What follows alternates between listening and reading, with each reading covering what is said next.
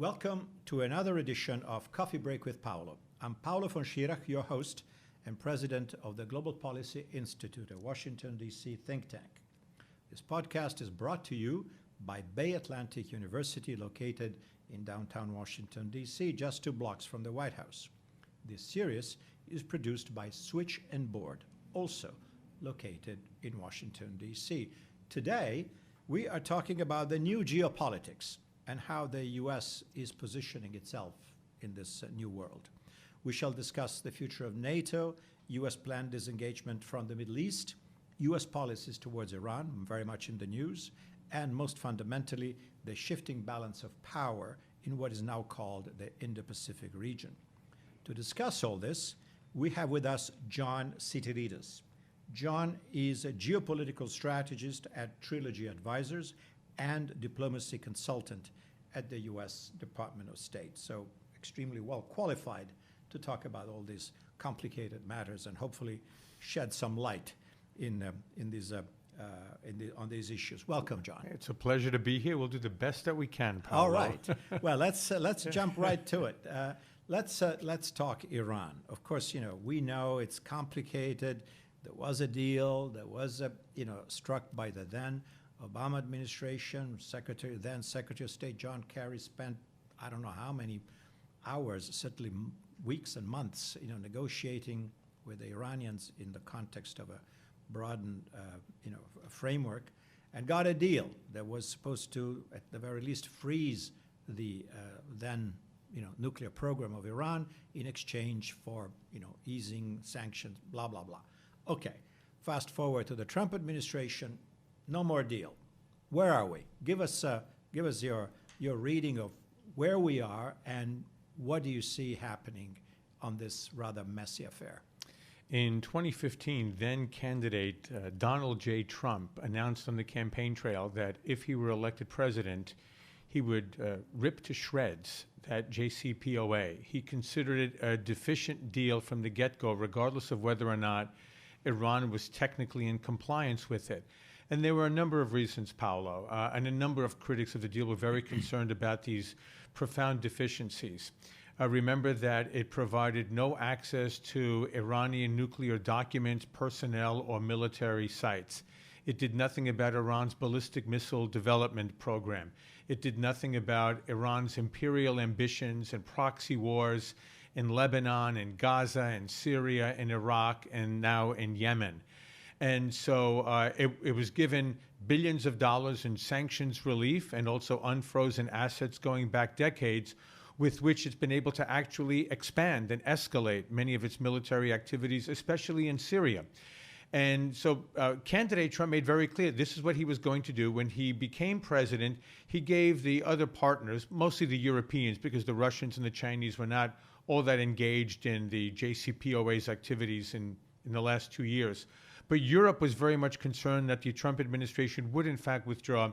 He gave the European allies 1 year to try to bring Iran back to the negotiating table and say, let's negotiate a better deal that doesn't have these very rapidly expiring sunset clauses, that makes permanent all of these, quote-unquote, freezes to Iran's nuclear weapons program. The European partners were unable to deliver, and in May, the president withdrew, or May of last year. Yeah. And now we have a very difficult, situation where Iran, undergoing massive crippling sanctions imposed by the United States, is seeing its economy being pushed downward into what's probably an economic depression. All right, the rial is in free fall. I think it's lost about 30 to 40% of its value in the last year. Inflation is rampant. There is social unrest throughout the countryside. And the Iranians are lashing out now against the United States, the United Kingdom, and really the international community by essentially stating that if they're unable to export their oil as a result of these U.S. sanctions, nobody should be able to export their oil out of the Persian Gulf. And now we see this current campaign of harassment where they're shooting down drones, blowing up pipelines, boarding tankers, and the like in international waters. Yeah. Absolutely. Mm-hmm. So we have a very, very dangerous situation in the Persian Gulf, largely because Iran refuses to behave as a normal country would. Okay. Thank you. That's a pretty comprehensive picture of how we got to where we are. Yeah, a couple of footnotes that come to mind, also for our audience to really understand the complexities of all this. You know, when there are media accounts about Iran's behavior as the what is universally known as the nuclear deal was in force, but they got always good grades. In other words, the inspectors said that Iran was compliant. But as you pointed out, certain facilities were never inspected, and the deal did actually exclude them. So certainly somebody inspected something, but we don't really know, right, the full extent of the program, and that there may be parts of it that we have no idea where they are because they have not been open to inspection. Is that correct? I would say so. I mean, essentially, we go back to the descriptive word deficient. It was a deficient deal. If the deal was structured properly and there was full and immediate access to Iran's military nuclear sites, its so-called hidden sites, then you could say, okay, we're doing the best that we can to ensure that Iran is complying with international expectations. But there are so many gaps, so many loopholes, so many openings in this deal. And remember that the Republican Senate, I think it was led by Senator Tom Cotton at the time, actually wrote a letter to, I believe it was the Supreme Leader, Mr. Khamenei, or maybe it was the president of Iran at that time, when the JCPOA was agreed to by President Obama in 2015. And that was that probably any Republican candidate that was going to be elected president would either withdraw the way President Trump did or seriously challenge it because it was never ratified by the U.S. Senate. Exactly. For that matter, President Obama never even submitted it to the U.S. Senate for ratification because the White House under President Obama knew he would face a bipartisan rejection of that agreement. Yeah. And also, last but not least, it has a sunset clause. You know, this was not something that was supposed to be in force in perpetuity. It said, okay, this is, Iran commits to do this, that, and the other for, was it 10 years? 10 years, so until 2025. Yeah, so that, again, is suspect because the Iranians officially said, we have no intention of developing nuclear weapons, right? That's been their official position. This is all for civilian purposes, et cetera, et cetera. On the other hand, we have all these activities that are not consistent with the civilian program, and we agreed to freeze them or cut them down. But guess what? Once the treaty expires, we go back to it. So it's, what is it really your intention? But anyway, that's now irrelevant because we're out of it. So here's the thing. We, as you said, John, now we have tensions in the Gulf where about, 1/3 of the world oil flows, out of to customers mostly in Asia, but also all over the world. Asia and Europe, primarily. Yeah, primarily. We don't, thank God for fracking, we're not dependent on that stuff. Indeed. Much. I mean, some, but not certainly not nearly as we used to be. So we've got problems here. One is clearly on the good side, as you mentioned, the pressure seems to be working in some fashion, the economic pressure caused by the new sanction regime. However, Iran is responding by creating these tensions in the Gulf, and we've seen some episodes. How do you read this? In other words, is this going to get worse? Can the Iranians, if they want to, sink a couple of tankers in the Strait of Hormuz and say, okay, no oil from, we can't sell any oil, neither can you, ha ha ha, because now it essentially is impassable. Is that a realistic scenario? Can they do this? It is. It is a realistic scenario, and it's very, very dangerous, both for the region and I would say really for global supply chains. The one reason I think that they would not go that route is because they have been secretly funded in many ways, their economy, not these more nefarious military operations or those of the Iranian Revolutionary Guard Corps in the region, but their economy has been largely propped up by Chinese lending. That's off the books. And China is extraordinarily dependent on Middle Eastern oil. And so whether it's Iranian oil itself, whether it's oil from other countries such as Saudi Arabia or Kuwait, they can close the Persian Gulf without endangering the Chinese economy, which is already struggling. But the Chinese will not permit, to the extent possible, any closing of the Persian Gulf waters. So I don't think that's going to happen. I think what could happen and is still very, very dangerous, is that we do see this chaos in the Gulf, this uncertainty that's being fueled, no pun intended, by Iranian activities where something can escalate out of control. I mean, the U.S., the United Kingdom, and any other military that's operating in the Persian Gulf is not looking for a reason to shoot at anything that belongs to Iran. But they will absolutely defend their right to international navigation, whether it's shipping, whether it's airways, and the like.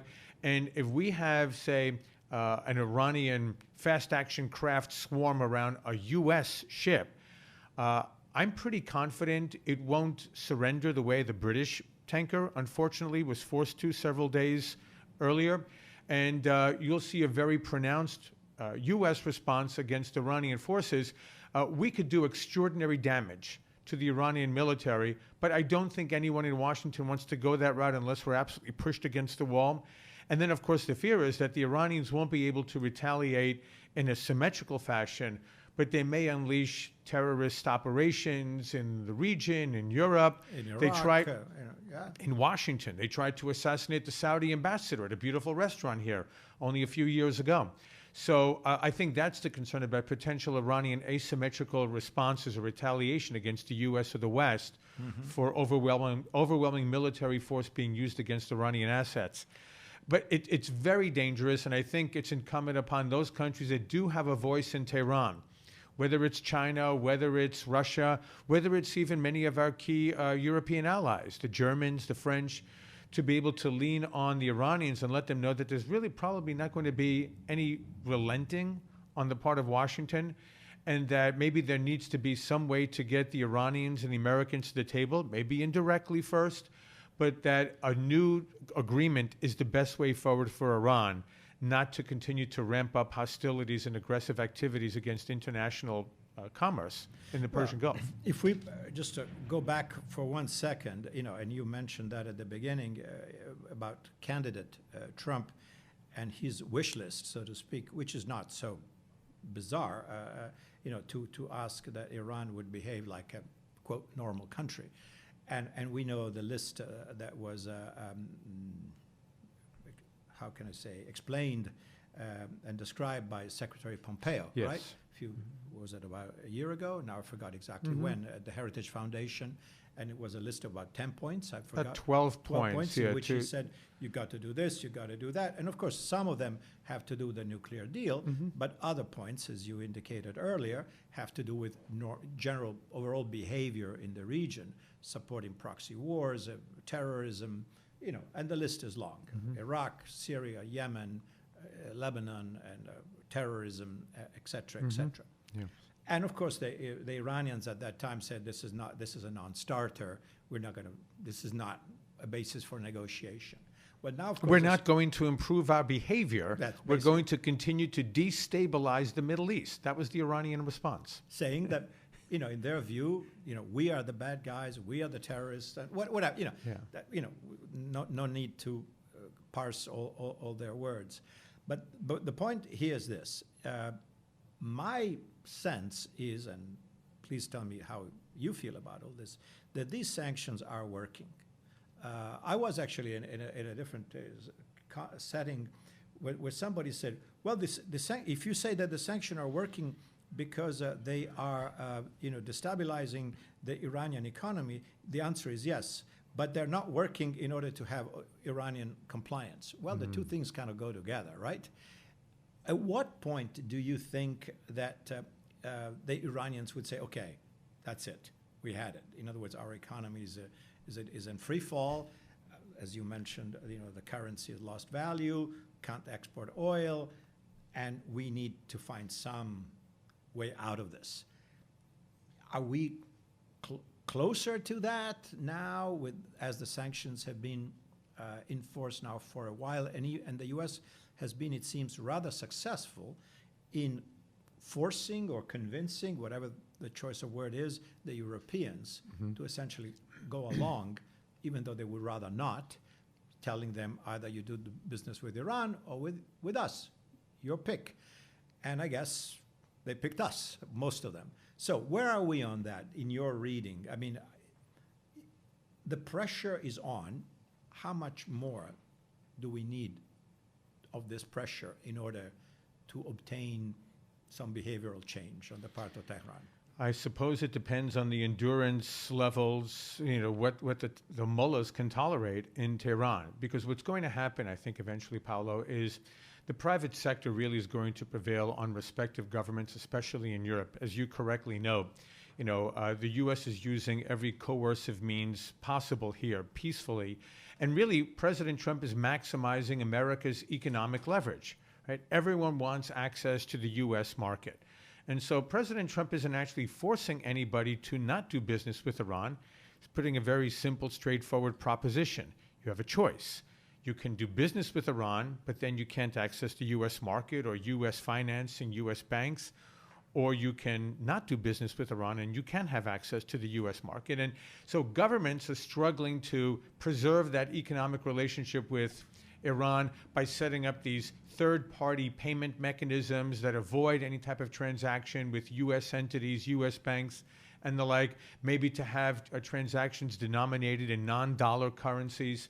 But the problem in the end is that most major companies in European markets don't want to tie their own hands, don't want to operate with one hand tied behind their backs or both.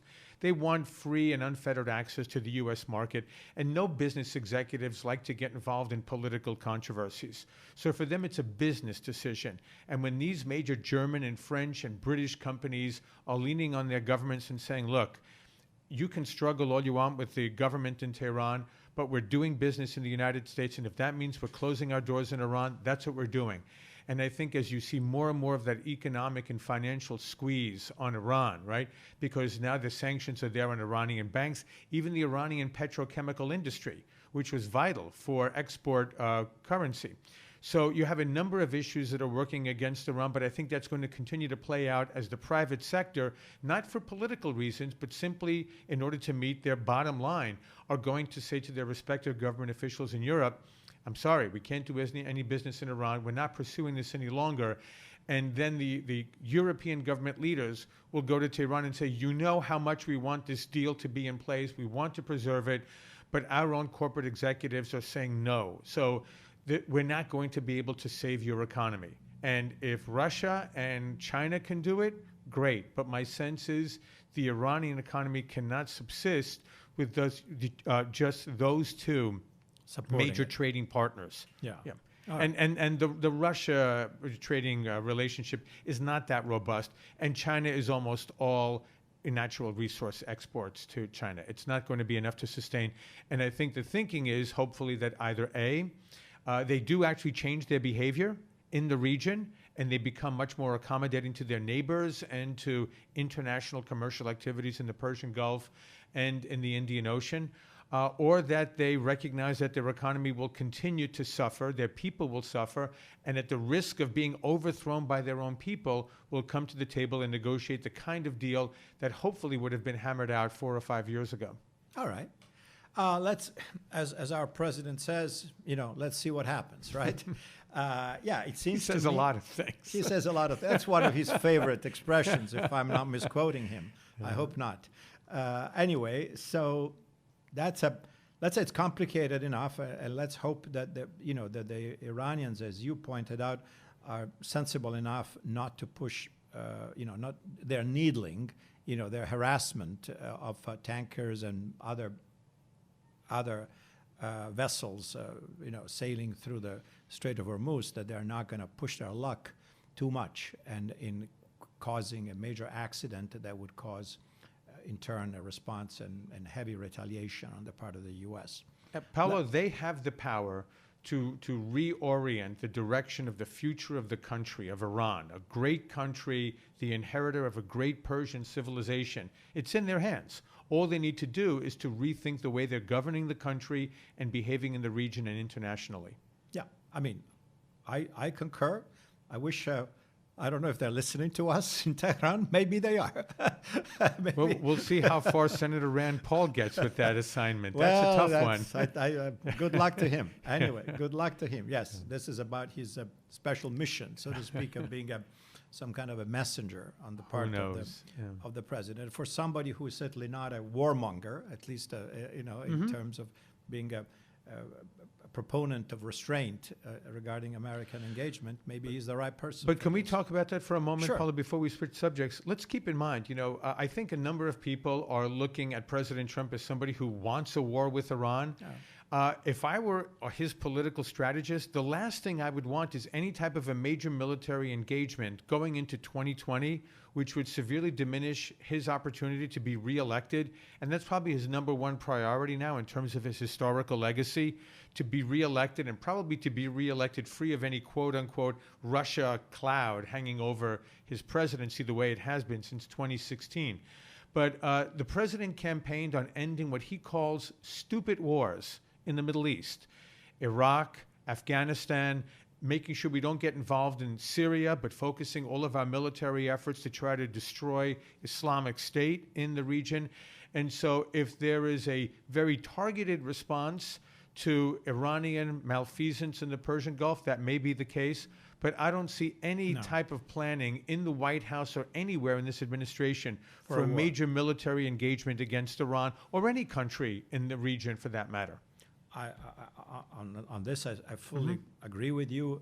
By the way, I don't see any, how can I say, accumulation of forces in the region that would make, this is happening. Nothing like that right now. This is not Desert Storm, where we had That's 500,000 people in Saudi Arabia before we attacked Saddam Hussein back in, was it 91?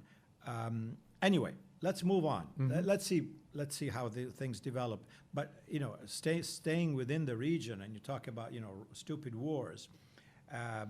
We have at least one situation that seems to be moving in some fashion, although it's not quite clear, and that is America negotiating directly with the Taliban in Afghanistan. I guess it seems to me, tell me your take. Basically we want out. And this is kind of a polite way to get out without running out the door, in a sense. And so we got this experienced gentleman, Khalilzad, who is Afghan himself, who is trying to figure out how he can do it in a, how can I say, in a discreet way. But what's your view? How do you see this thing going, and and most fundamentally, where does this leave our allies, ostensibly, the government in Kabul that, for better or worse, we've been supporting different governments over almost 20 years? What's happening there? Well, Afghanistan is a very different type of country than almost any other country in the region or in the world. I mean, there really is no historical precedent for a strong central government in Afghanistan. It really is a confederation of very prominent tribes throughout the country that will reject any type of centralized authority, no matter who's in power, whether it's an Islamist, whether it's a quote-unquote Democrat, small d, whether it was a communist in the 1980s after the Soviet invasion in 1979. And so the problem is that Afghanistan is in many ways ungovernable from a Western perspective, right? We are accustomed to a centralized government, a functioning bureaucracy, monopolized use of force, yes, to maintain social order and the like. This doesn't happen in Afghanistan. And so I think one of the problems that we've had is that the original purpose, I think, was a very noble one: to destroy the government that enabled al-Qaeda to murder nearly 3,000 Americans and to send a warning shot around the world that any other country that harbors terrorists that engage in these types of catastrophic terrorist attacks will overthrow your government as well, will destroy you.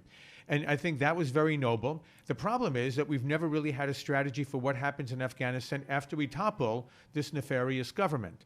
And now the Taliban, from my understanding, probably controls more territory in Afghanistan than at any time since 2001. They will likely remain the dominant power inside of Afghanistan for the foreseeable future. And how do you keep them out of any government? I don't see how you do that, but I don't know whether non-Taliban elements in Afghanistan are willing to sit down with the Taliban to have that discussion. I don't know to what extent the U.S. is even engaging them, or whether we're looking for something more direct with the Taliban. And in the end, there's still radical Islamist terrorists, and we don't know what they'll do regarding terrorist activities around the world. But the interior of Afghanistan is not a major national interest of the United States. We are concerned that Afghanistan not cause trouble for the United States directly, the way it did in 2001, but also for its neighbors and for important countries in South Asia. Those are our primary considerations in Afghanistan. But I think one other problem that we have now, Paolo, is because this is the longest running war in U.S. history, I mean, depending on how you categorize war, but certainly ongoing kinetic operations. There's been no other war like this. How does the U.S. military withdraw without this being seen essentially as a defeat? And I think that's one of the concerns now in the U.S. government, at the Pentagon. How do we leave Afghanistan without being seen as having been defeated by the Taliban, right? This two-bit ragtag terrorist organization, and moving the U.S. military out against its will, against its own timeline. And what message does that send to our partners and our allies in South Asia and around the world about the extent to which the U.S. will live up to its commitment? So the problem is we're trying to fix a mess that we created because we didn't know what to do with Afghanistan after we toppled the Taliban, the government there in November of 2001 or January or 2, whenever that was. So I just think we're in a very, very difficult diplomatic situation. I don't envy anyone who's involved in this process because I think most Americans would like us to be done with Afghanistan.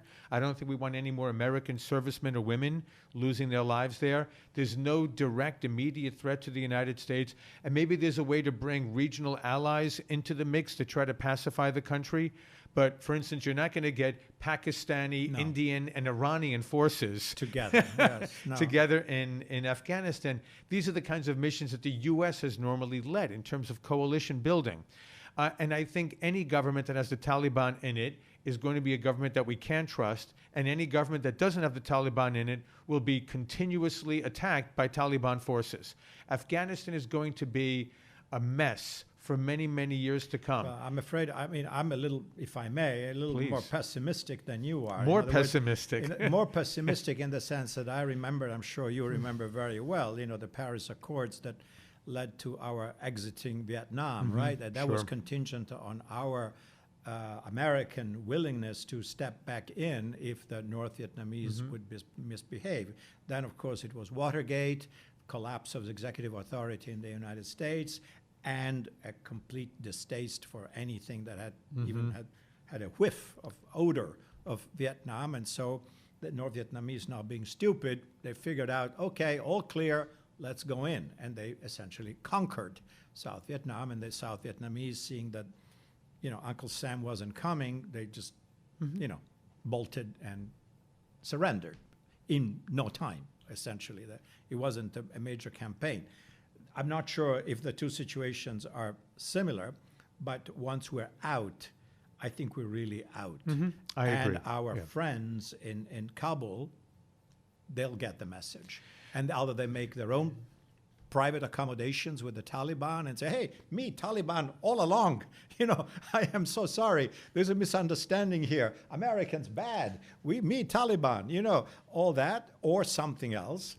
And there is no way that this force that has not managed to keep control over the majority of its territory with ongoing American support, even though it's now advisory support, not combat support, if we leave, that's it. That's my, again, I may be wrong. I hope I'm wrong, but that's the way I see it. This is going to be a mess. It's tough to disagree with that projection. And, you know, I think we have to look at it from several different perspectives. I mean, let's keep in mind here, the American taxpayer has no absolute obligation for the well-being of Afghanistan. We've already paid taxes to provide for tens, if not hundreds of billions of dollars in reconstruction projects and economic development projects and military training projects.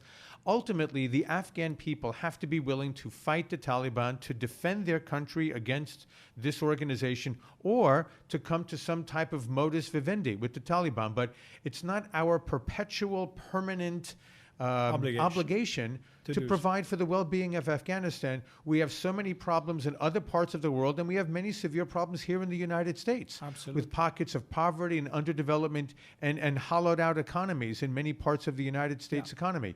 So I think we have to look at this against a vast array of both international obligations, commitments, and interests, and also with the well-being of the American people. And I think any president, if Trump is reelected in 2021, or if there's a president, Kamala Harris or Elizabeth Warren, I think the U.S. is out of Afghanistan in the very near future, and the Taliban knows it, and they're telling everyone, let the negotiations continue however long they want. In the end, the Americans are out, we're in, we're going to be the new power in Afghanistan. Yeah. What we need to do, though, is make sure that we have effective offshore platforming in the Indian Ocean or in land bases around Afghanistan. So if, God forbid, they're stupid enough to start to harbor terrorist organizations that do have destabilizing plans, we destroy them from a distance. Yeah, okay. Such as it is, our great effort, again, as you pointed out, there was a strategy to punish Al-Qaeda and the Taliban government that hosted them openly, and that made sense. But everything that followed was not thought through very well. The idea of modernizing a country that is literally centuries, in a different place, is just daunting. But let's staying more or less within the region. Iraq, obviously, as we know, historically followed Afghanistan shortly thereafter. At that time, we thought, again, that was the thinking in Washington, that Iran represented a potential existential threat, WMDs, all that stuff, the nuclear program, etc. Well, that turned out to be, incorrect. I don't believe that it was about, that the Bush administration was out there to lie to us, but some people believe that.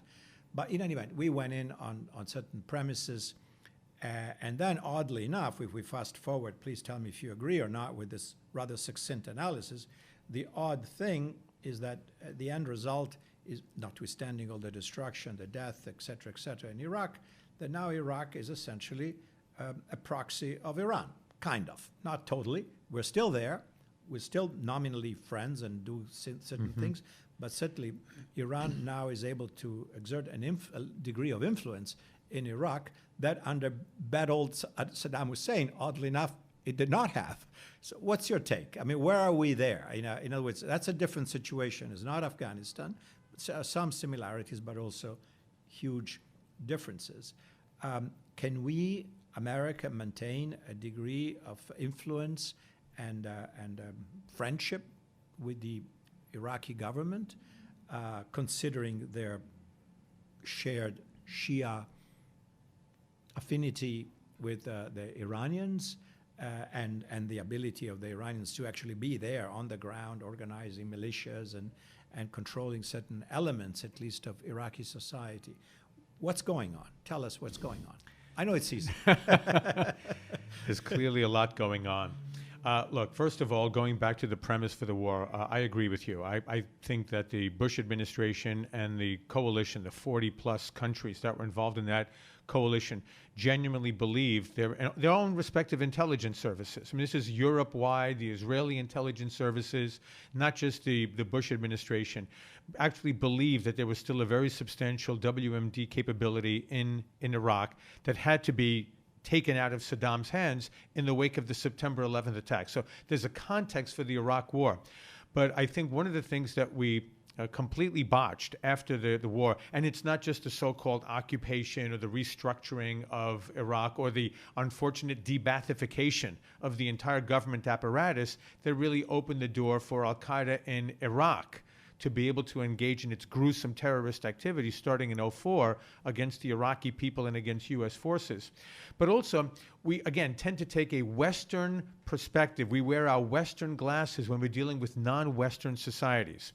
And we forget the influence of tribalism in countries in the Middle East, right? These borders that are marked throughout the Middle East are concoctions of the British and the French after the collapse of the Ottoman Empire 100 years ago, especially in the Middle East. And so the idea somehow that the Shia majority population in Iraq would immediately align itself with the United States for having toppled Saddam Hussein's regime, however oppressive the Saddam regime was on the Shia population of Iraq, and not be influenced by Iran, which now saw an opening to move in and to influence the government and the economy of Iraq in its favor, right?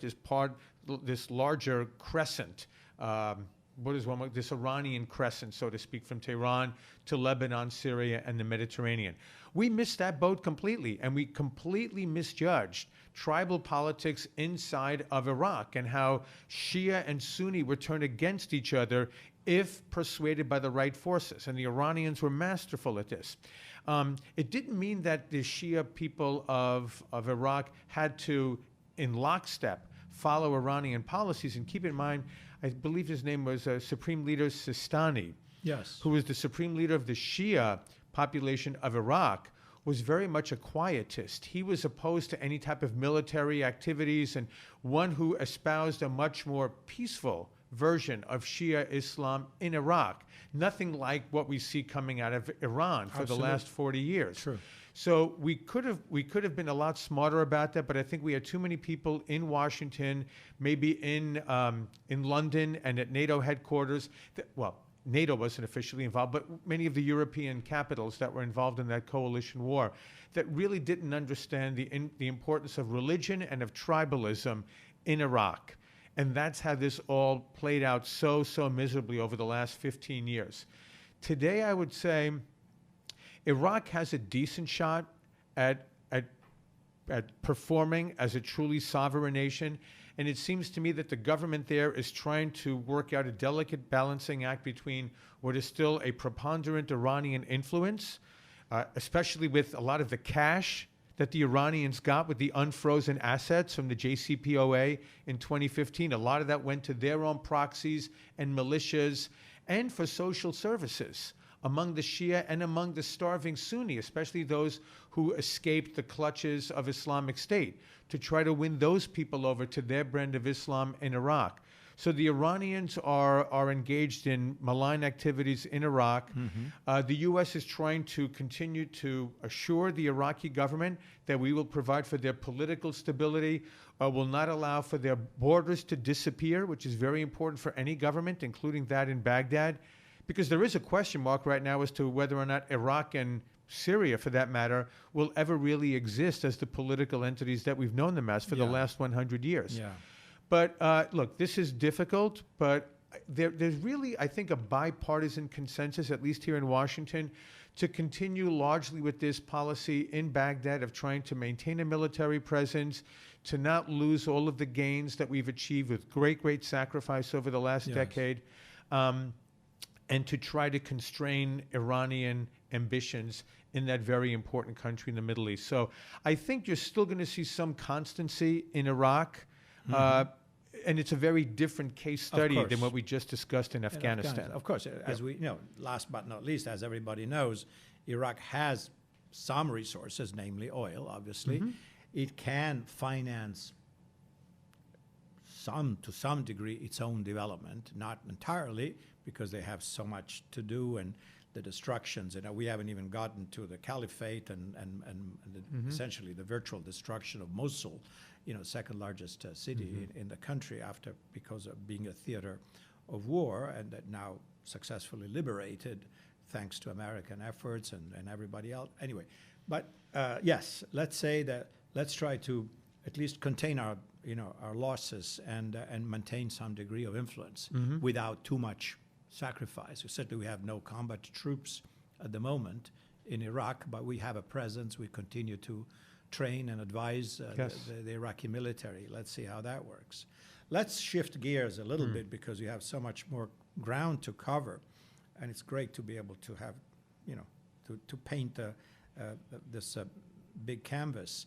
NATO, and this very old alliance and relationship between, the kind of the core of the strategic political arrangements between the United States and Western Europe, and now way beyond Western Europe, which obviously, as we know, was prompted by what was then a very real existential threat represented by the Soviet Union.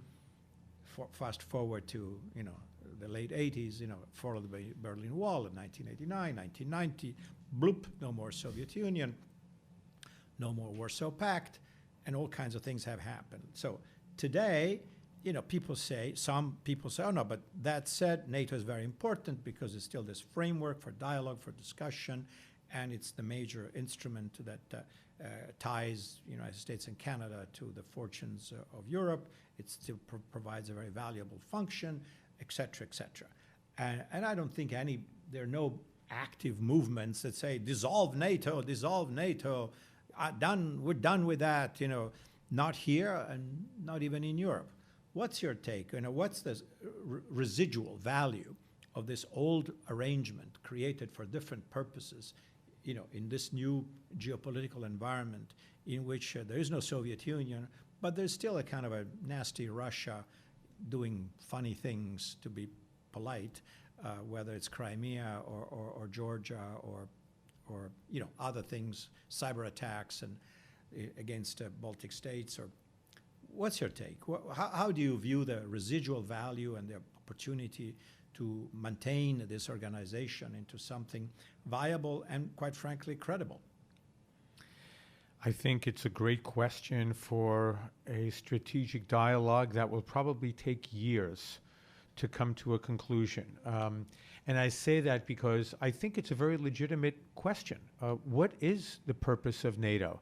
Right? We've been coasting on the so-called importance of NATO for nearly 30 years, right? The Soviet Union collapsed, I think it was Christmas Day, 1991, right? So we're approaching 28 years. And I think, symbolically, NATO is very, very important. There's no doubt about it, because it represents the military cohesion of what we would call the advanced Western economies of North America and of Europe, right? I mean, one might say that a credible NATO or a credible Western security alliance would include countries such as Japan, Australia, New Zealand, but that's not the case, although we have different alliances with those countries.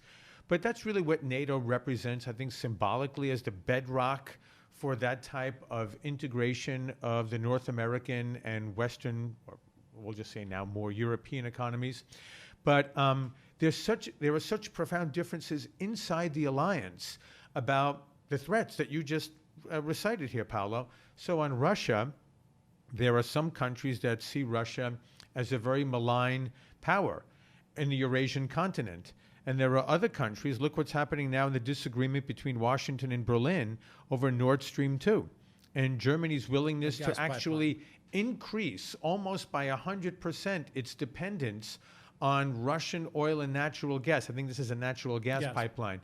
At a time when European policy supposedly for the last decade has been to wean Europe and to diversify oil and natural gas supply lines to the European continent. We have some countries that are very much concerned about Russian activities to destabilize their political systems, such as in the Baltics or in Poland. And we have other former Eastern European countries that feel that they're rather comfortable with Russia and don't feel any great security threat there.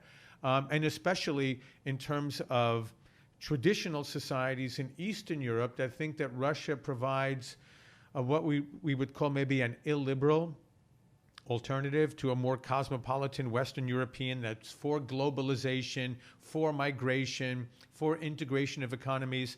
And so there are different perspectives regarding what kind of a security threat Russia actually poses. So there's no unanimity in NATO.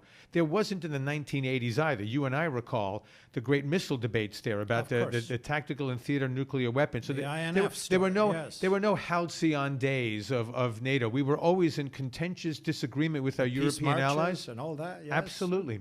But now I think there are some very real, profound differences, first of all, as to whether or not there really is a Russian threat. And if there is, then how do we work more closely with those countries like Germany that don't seem to be very concerned? And again, to single out Germany, if Germany feels that Russia is not a threat, why do we have 30,000 American troops on major bases and installations on German territory if they don't feel threatened by Russia today? Then we have the profound disagreements over the issue that we just talked about Iran.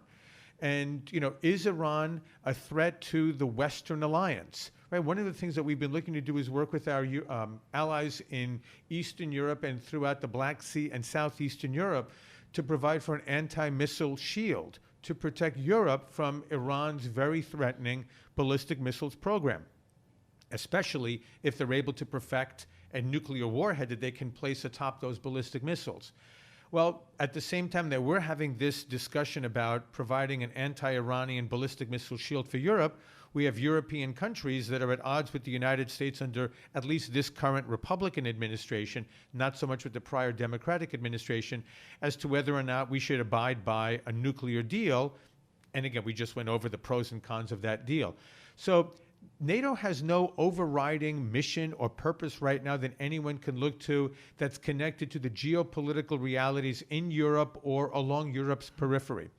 For that matter, one might say an ideal NATO mission would be to deal with the human trafficking and the migration and refugee flows coming in from the African continent into Southern Europe, which is not only a threat to Europe directly, but by undermining political stability in many European countries, right? The impetus for Brexit, we have now very uncertain governance styles in Italy and France and Spain, and the like. And a lot of this is because of the illegal migrant issue.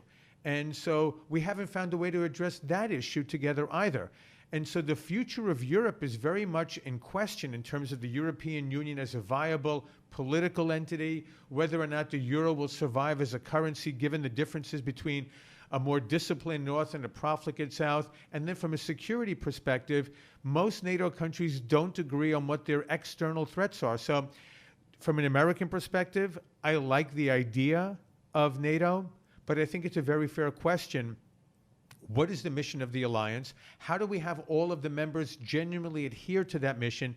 And as both Presidents Obama and Trump, just difference in style, leaned on our European allies to make sure they commit to that 2%, Obama may have been far more diplomatic than President Trump is, but both countries considered many European members of NATO freeloaders on the backs of the American taxpayers providing security for the continent. So it's a little bit of an uncomfortable debate or discussion to have with our very close European friends, but it needs to be done yesterday, let alone today or tomorrow. So the sooner the better. Again, this is old stuff, as you mentioned, and I'm sure both of us remember very well the burden-sharing debates back in the 1980s. Remember Congresswoman Patricia Schroeder? Oh, yeah. And how she was, beating NATO on a daily basis on the same argument. You're not paying your fair share and all that stuff, and we Americans are carrying the load and you guys don't do anything, the Mansfield Amendment, all that stuff. We remember all those things. But you've got a great memory, by the way. Let me just tell you. The critical difference, you do pretty well, my friend. The critical distinction being at that time there was a Soviet Union armed to the teeth and 30 Red Army divisions in East Germany, if I recall correctly, or thereabouts.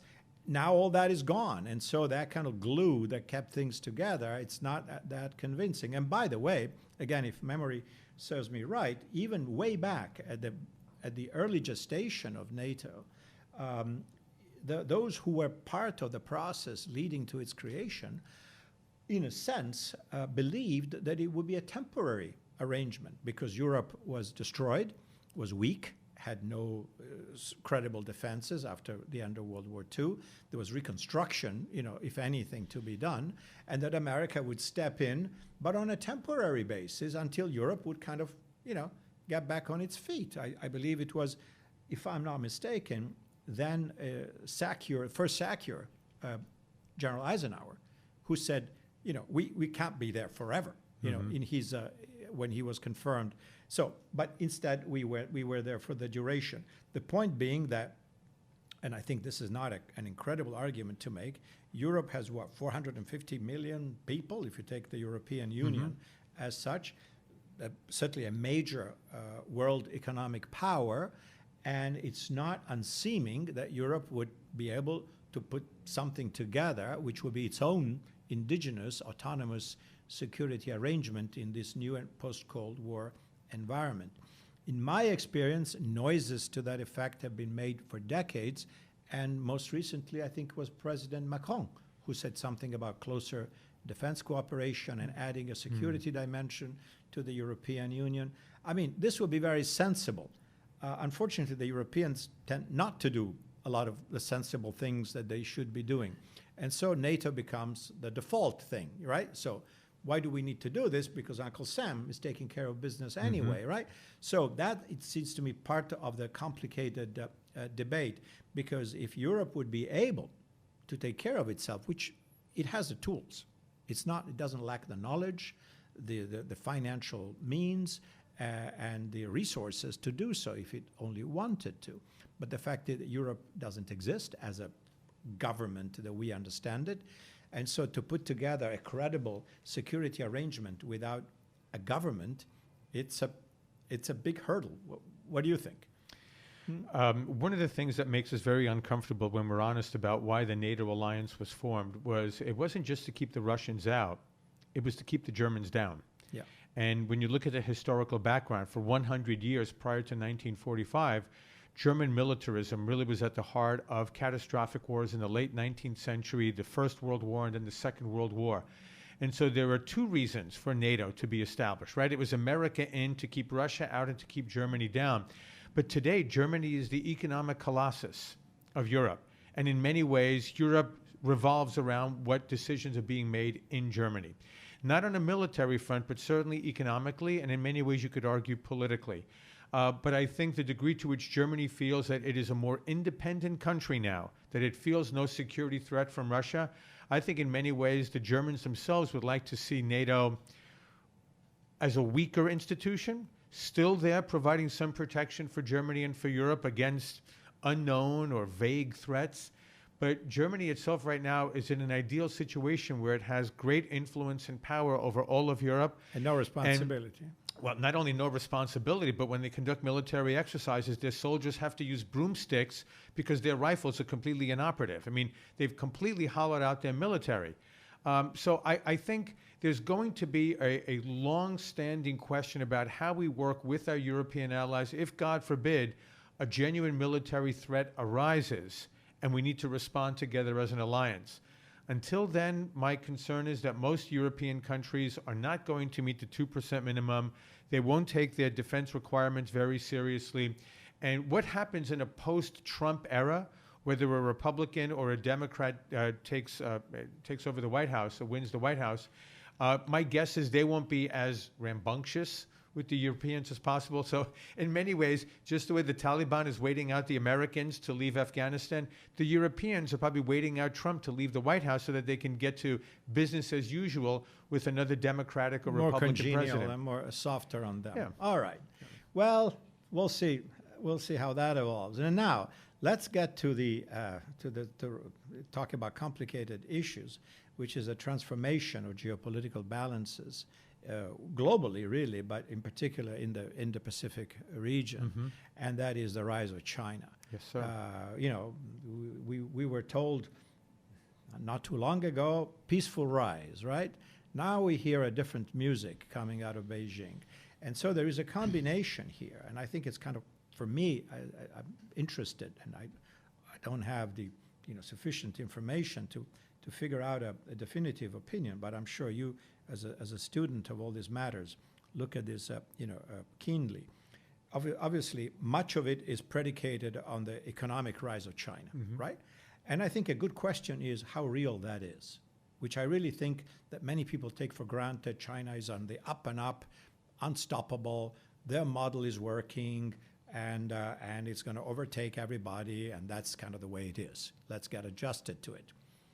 I would like to hear your opinion on that. And but depending on how we answer that question, is now China has what it takes, the economic and the financial foundations to beef up its security apparatus and exert bigger influence, not just in its immediate neighborhood, but also throughout Asia. And there's this Belt and Road business. And then its influence in Africa, of all places, including Latin America, or the small Pacific islands dotting, between them and Australia and New Zealand, where we see Chinese trade missions going to buy what, palm trees? I don't know. But we see all that. And there are several questions about, as I said, capabilities and intentions, as always, and where that leaves us, considering our significantly diminished, at least in relative terms, naval power, an ability to affirm our presence in defense of freedom of navigation and whatnot in the region. Again, complicated. How do you see it? The economy first, is it strong as they would like us to think it is? And then security ambitions. We probably need another 10 hours of podcasting, Paolo. We'll have you back. We'll have you those. back when you come back from your European tour. That is a kaleidoscopic series of questions. So let's try and tackle these as we can. On the economy, I don't do macroeconomics. So I can tell you that as from an economist perspective, I have any great insights into how real the Chinese economic juggernaut is. What is indisputable is that over the last 40 years, right, since the opening and reforms under Deng Xiaoping in 1979, the Chinese government, by most international, sort of like World Bank standards, has through this state-run capitalist system under absolute Communist Party control, successfully lifted about 840 million Chinese citizens out of backwardness and poverty. They're not all billionaires, but they're enjoying increasingly middle-class lifestyles. They're not concerned about whether they'll starve tomorrow or next week, which has been the life of the Chinese peasant or the Chinese citizen for decades, if not the last couple of centuries, ever since their decline several centuries ago. So the Chinese take great, great pride in this system of the last 40 years. That's probably the rapidest climb out of poverty with such large numbers in the history of humanity, right? But what is happening is, and this is, I think, the concern that this administration, I think, deserves some credit. However people feel about President Trump, the man or the character, what he has done, and he's actually built a bipartisan consensus. It's just that Democrats can't openly talk about this because they'll be pilloried by their supporters. There's a bipartisan consensus in Washington that China has achieved this level of economic strength, this economic superpower status, at the deceitful expense of the U.S. economy and that of the global economy, especially since it became a member of the World Trade Organization in 2002. And the thinking was, and this is bipartisan also, it began under the Clinton administration and was implemented by the administration of President George W. Bush, was that as China became a more prosperous country, that it would naturally, again, through our very self-righteous, narcissistic Western perspective, everyone wants to be like us, right? The Afghanis, the Iraqis, the Chinese. That's nonsense. And we need to wake up to this in the United States and in the West. People want to be the way they've been for centuries, if not millennia. They don't want to be like us. They may want to have our goodies, but they're not going to change their culture and their history just to become like Americans. And the Chinese, certainly, as the inheritors of a 5,000-year-old civilization that was the greatest economy in the world until 4 centuries ago, they simply see this as re-seizing the title, reclaiming the title as the great economic power on the world stage. Which they used to have, yes. Which they used to have. But the problem is that because we were so wrong about what they would become as they became a richer and more affluent society, what they've done really is they've doubled down, not only on their own culture, which is a great culture, but unfortunately they continue to be dominated by the Communist Party. And this is one of the things that really has crystallized again the last 5 years under Xi Jinping. We let that go because we deceived ourselves that they would be less communist and more capitalist and maybe even democratic as they became more prosperous. And what we have now is absolute Communist Party control, including some of the most terrifying methodology for surveillance using artificial intelligence and robotics and the like to bring about a near Orwellian society. Right? George Orwell couldn't imagine this when he wrote 1984, that we see materializing. Big brother watching you. Absolutely. And look at the Uyghurs, the Muslims in the Uyghurs, 3 million of them potentially in concentration camps or similar constrained freedom facilities in Western China. But there are, let's go back to the economy for a second. There are, I think, some very pronounced structural weaknesses in the Chinese economy in that, first of all, you have massive debt, right? I mean, very cheap credit provided by the Chinese government as a command economy in the wake of the 2008-2009 financial crisis. Our markets collapsed in the United States and in the West. The Chinese injected trillions of dollars of renminbi into their economy, cheap credit available, especially not only to private enterprises, but more importantly to state-owned enterprises, in which you have the hands of many Communist Party officials. They have significant ownership stakes in many of these state-owned enterprises to become wealthy themselves. It's not a coincidence that many of these apparatchiks in Beijing are billionaires themselves by being in the Communist Party. But I also think we need to be careful because I keep emphasizing the Communist Party control over the government there and therefore of all society, Paolo. Some people say, well, there might be a hollowness to the Chinese economy the way there was to the Japanese economy. Remember, again, let's go back into our time machine. And in the late 80s, when we spoke about the Japanese takeover of the global economy, and that all collapsed in a matter of 5 years, and they've been in doldrums for the last 30 years in Japan. And I'm not saying that China will necessarily, its economy will fall into those doldrums, but the Communist Party is determined to ensure that they learn from the mistakes of the Japanese economy in the late 80s and early 90s. They learned from the Soviet collapse of communist control in Europe in 1989 and then in Moscow in 1991, and their own mistakes with ever allowing Tiananmen Square to take place that then necessitated this brutal crackdown where thousands of students were butchered by soldiers of their own government to end any idea, any dream of genuine political freedom in China. So my sense is that even where there are significant problems inside of China's economy, I think the fact that the number one priority of Chinese government officials is not to sustain the economy, but to ensure absolute dominance by the Communist Party, even at the expense, if necessary, of the well-being of the Chinese people. As long as that Communist Party is in absolute control, we may actually see Chinese economic chaos inside the country that'll reverberate on the global stage because they are so deeply integrated into the US and global economies. But if the number one priority is to maintain Communist Party control, I don't know that we may not all suffer as a result of economic malfeasance and mismanagement in Beijing. Yes, just a clarification. Of course, when we say Communist Party, of course, it's officially called the Communist Party. It's certainly not an orthodox Communist Party the way it was at its origin. It's basically a one-party state. It's an autocracy that supports itself through, as you pointed out, extended security systems and intimidation and arresting dissidents and rule of law is kind of approximate, and that's the way it is. Yeah. So what you're saying, if I read you correctly, is that since control is the dominant issue, even if that is done at the cost of economic inefficiency, so be it, as far as they are concerned. I believe that's the case. So be it. Yeah. But for the moment, at least, they're still riding on the wave created by these decades of great prosperity and the huge amount of cash that they have accumulated. I think $7 trillion in reserves right now, foreign currency reserves. That much? $7 trillion. Okay, I thought it was less, but maybe you know. I don't mean sovereign wealth funds. I mean cash reserves. Okay. $7 trillion.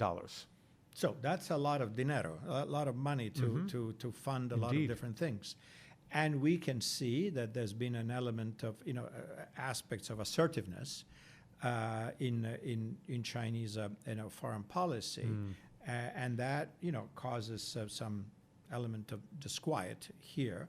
Of course, there is the whole business of the South China Sea, right? Yes. That is kind of like a little bit of a test of who is more determined, if you wish. To clarify to people who may not be familiar with all this, there's this body of water south of the Chinese coastline, which is encircled by other countries, where there are lots of bits and pieces, little islands that have claimed by different countries, But the Chinese simply have gotten, to make it a complicated story a little simple, they just gotten in, occupied these specks of land and say, it's ours, thank you very much. And it's always been. And we have evidence, whatever that is. And so, issue closed. We control them, and by virtue of controlling them, we have territorial waters and exclusive economic zones, et cetera, which really means the entire, almost the entirety of the South China Sea is ours. Thank you very much. Next question. You know, that's basically the way it is right now from their perspective. Of course, you know, many disagree.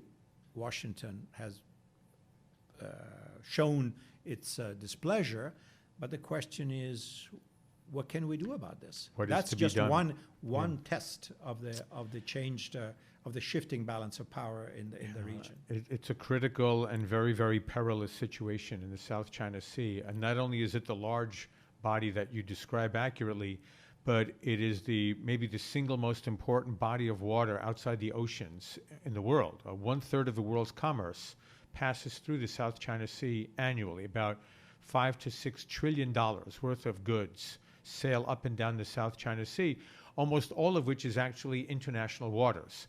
Except, as you correctly note, the Chinese have a historic definition of the South China Sea as a de facto Chinese lake. And so they are party to the the UN Convention on the Law of the Sea, but they disregard the provisions of that Law of the Sea Convention as it pertains to Chinese rights in the South China Sea, those of its 7 neighbors, all of whom have exclusive economic zones, continental shelves, and territorial waters rights in the South China Sea. And what they've engaged in, Paolo, are salami slice tactics. Very, very carefully, never engaging in anything that is a red flag type of a military or kinetic operation that would mandate an immediate or pronounced military response by the United States or by the international community. But what's happening is they gradually encroach on the rights of other countries or on international waters and international airspace.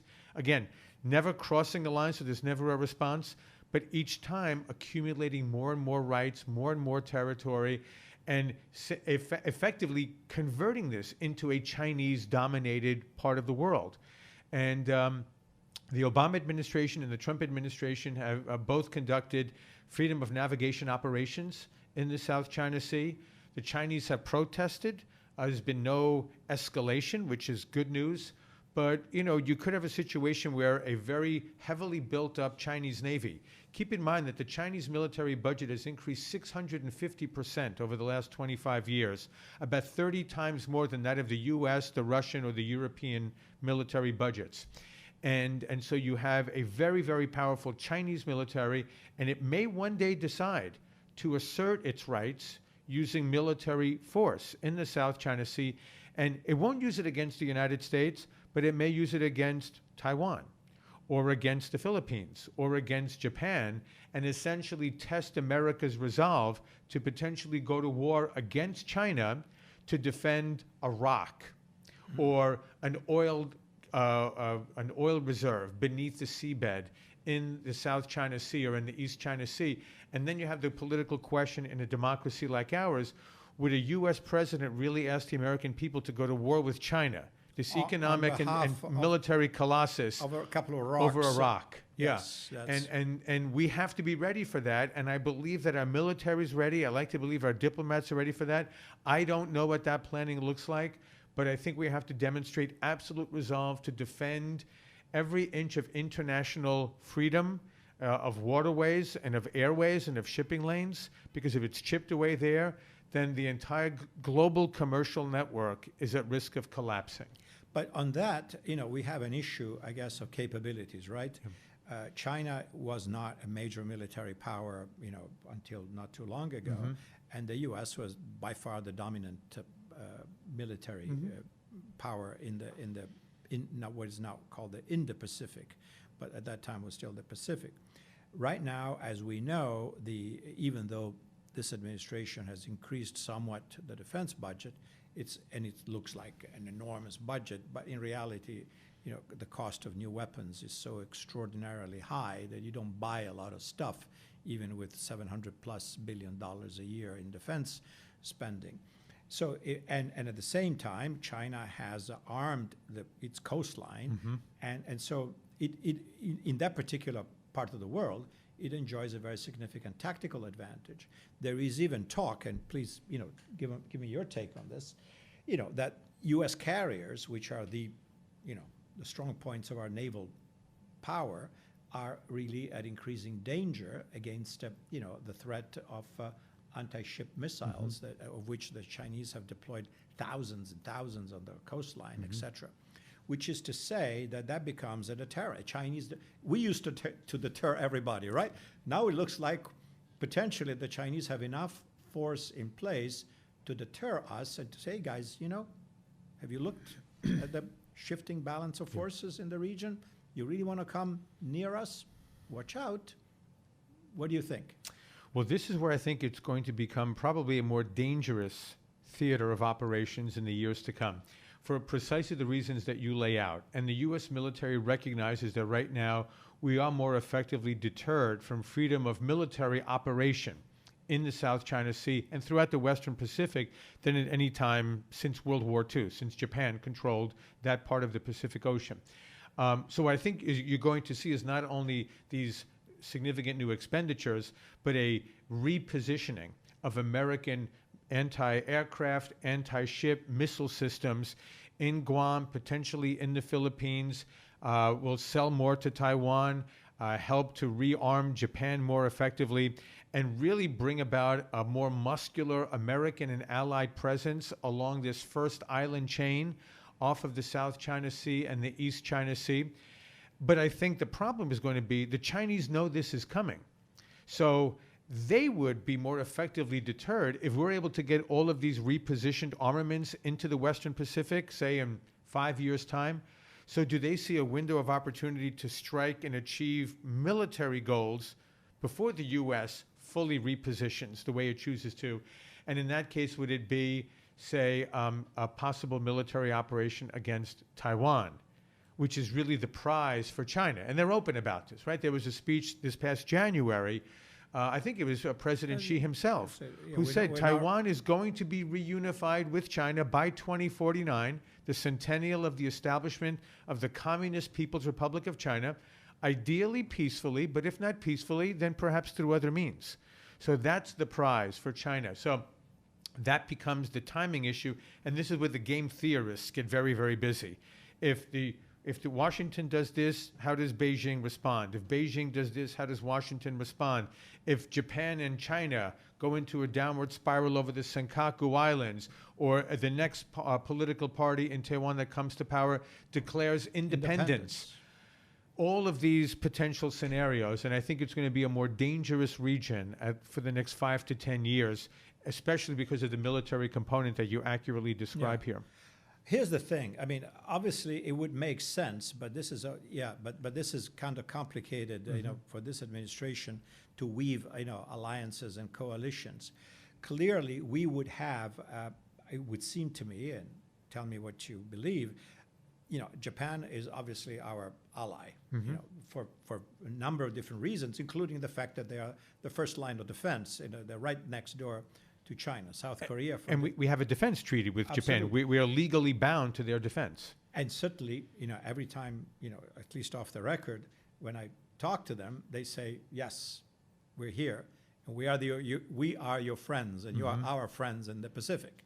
So, but then, extending this further, we've got South Korea, and then, of course, India, which is a bit of an unknown in terms of where they sit looking at China's rise. Of course, India is rising too, but in a completely different way and a much more complicated and messier fashion, and certainly not to the same degree of real growth and benefits to its almost equally large population. And of course, we've got other traditional allies like Australia, New Zealand, and maybe Indonesia, etc. How do you see the prospect of creating a coalition, which is not about, an anti-China NATO, in the Pacific, but a coalition of like-minded countries that view China with some degree of concern and say, okay, guys, let's have a common policy here, at the very least on the minimum. freedom of navigation. That's the stuff that's a common denominator and a very low bar, if you wish, but an essential one that we could all agree with. What is the prospect of bringing all this together, ourselves, Japan, Korea, India, Indonesia, all these guys? Can we do it? First of all, do you see this underway? Are we trying to do this? Our relationship with India is always complicated, and we're even, recent remarks about Kashmir were not too helpful. Sure. But let's not get there because we don't have time today. But what do you see happening? Are we going to find a common front from India to Japan in order to deal with, productively with China? The strategic vision to accomplish this is underway, and it's known here in Washington at least as the quadrilateral. And this is a four-way process between the countries that you highlight, Paolo: the United States, India, Japan, and Australia, really providing the political and military, and for that matter, economic cornerstones of a network of allies and partners, again, not to unduly or unfairly constrain China's rise, but to check what they see as China's potentially very aggressive activities. It's certainly acting very aggressively inside the South China Sea already, right? Against Vietnam, against Malaysia, uses its fishing boats backed by Coast Guard and the Chinese Navy to ram into fishing boats of neighboring countries. But it's beginning to set up these ports and harbors and repair facilities throughout the Indian Ocean, as you correctly know. And the strategic vision is underway. I think the wild card is going to be India, because India has the tremendous potential to become the China, economically, that is, of the 21st century. I mean, India in many ways is today where China was, say, in 1985, 1990. Not at the very beginning of that economic modernization, but near that start. But India's a democracy, right? It's a democracy, and it's a genuine democracy, right? I mean, I think they had 900 million people voting in a 6-week-long tiered democratic process in which Prime Minister Narendra Modi was just recently reelected. But India also is another inheritor of a great civilization. We spoke about the Persians, we spoke about the Chinese. We have to speak about Indian civilization, the Hindis of 5,000 years ago. They will never be anybody's, not America's, not anybody's quote-unquote junior partner. They won't be our United Kingdom or our France or our Germany. They want to be treated as equals, right? With respect and with dignity and with full sovereignty for their sphere of influence in South Asia and the Indian Ocean. How we manage that process in a political system that still has very strong socialist, third world, quote-unquote, non-aligned movement tendencies. Remember, India's only really undertaken this modern social and economic modernization process or liberalization process over the last 20 years. So a lot of the so-called old-timers after independence are still very influential in Indian politics. So it'll be generational. But I think the more that China acts in ways that India feels is inimical to its interests, India itself will realize it really has to build stronger networks or strategic partnerships with countries in the region, but especially with the United States, which for the foreseeable future, if we can look at 20 to 50 years, will remain the world's only truly global military power until the Chinese catch up with them, if they do, in the next 30 years. All right, John, thank you very much. On this note, I think we can conclude our vast and really fascinating overview of theaters and complex situations. As we said, there's a lot we left out, and so we'll have to have you back. That'll be a pleasure. This concludes our podcast for today. Our guest has been John Sitilides, geopolitical strategist at Trilogy Advisor and a diplomacy consultant at the U.S. Department of State. Thank you, John. Well, thank you so much for having me, Paolo. It's been a real pleasure. Thank you.